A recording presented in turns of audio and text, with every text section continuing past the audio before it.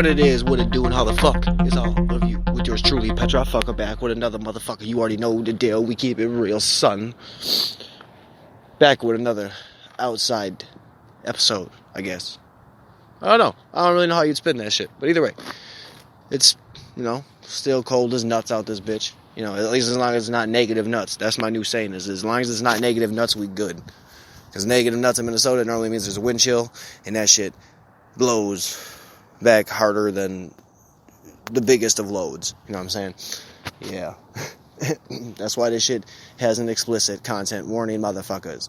Anyways, so, when you're on YouTube, there's a lot of content. A lot. Now, when I say a lot, I mean there's a lot of motherfucking content. Whether you're on the left, the right, the center left, the center right, the far left, there's content for everybody. And yes, I'm talking politics. There's also music, there's also mukbangs and ASMRs and reaction channels and fucking commentary channels and wrestling commentary, music reaction. It's nonstop, it doesn't quit. Now, besides the point, what I'm getting at is there's a lot to maybe not go through, but to find out who you like, right? Now, digging through what you particularly like, I'm gonna stick to politics. So I'm always gonna go with my top 5 people that I would say I would name off in pretty much any given conversation, politically wise. I would start with Tim Pool, then there's Steven Crowder, then there's Styx Hexenhammer, there's the amazing Lucas, there's Anthony Bryan Logan. Like I said, 5. There's more, but like I'm saying, Tim Pool, Steven Crowder, Styx, ABL, the amazing Lucas, they all give their own view plus some. Then there's always people like Hunter Avallone, Caitlin Bennett, Brandon Tatum.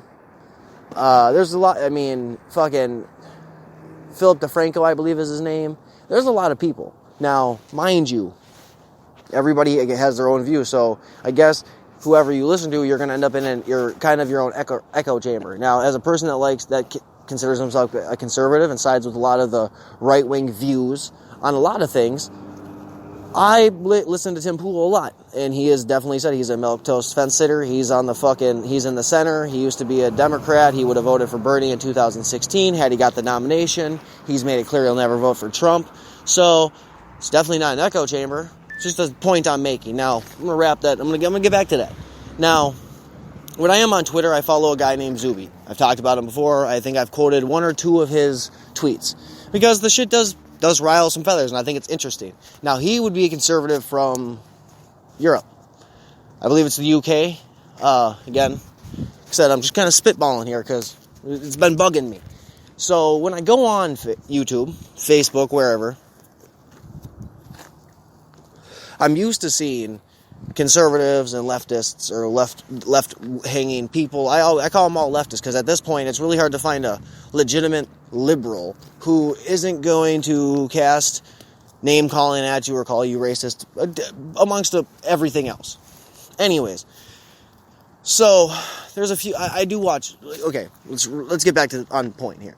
So I do watch Hunter Avallone. I do like some of his videos.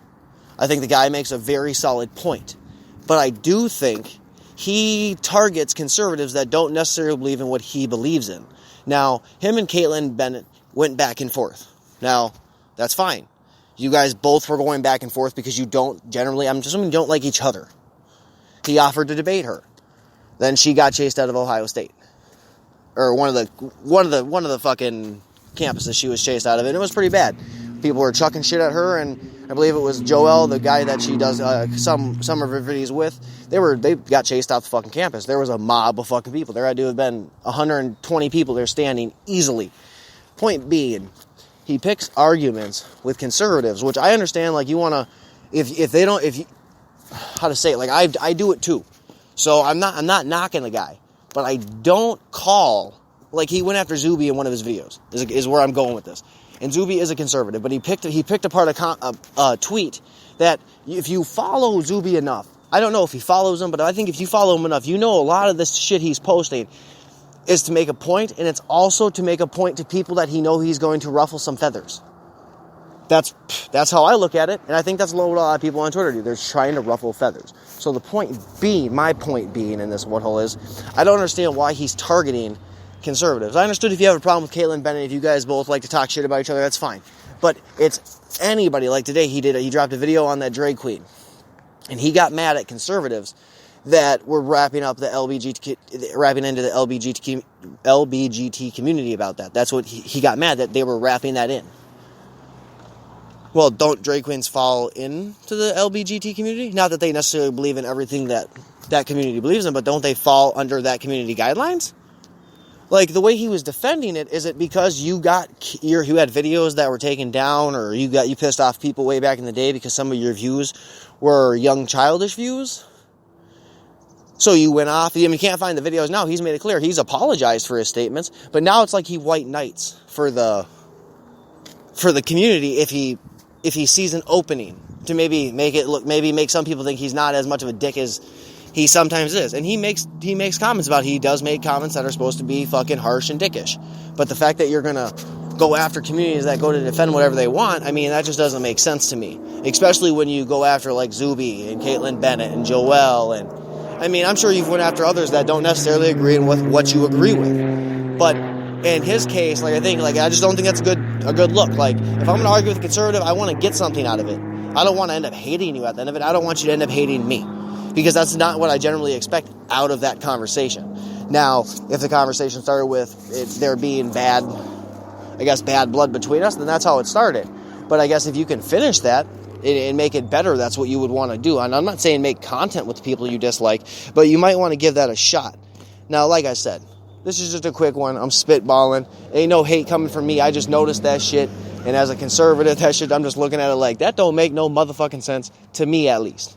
Might make sense to someone else, but not to me. And on that note, you already know the deal. Back with another one. I'm always trying to keep it 100, at least 100 from my perspective. And if you don't like my perspective, guess what? Suck my dick. It's Petrov, and we out.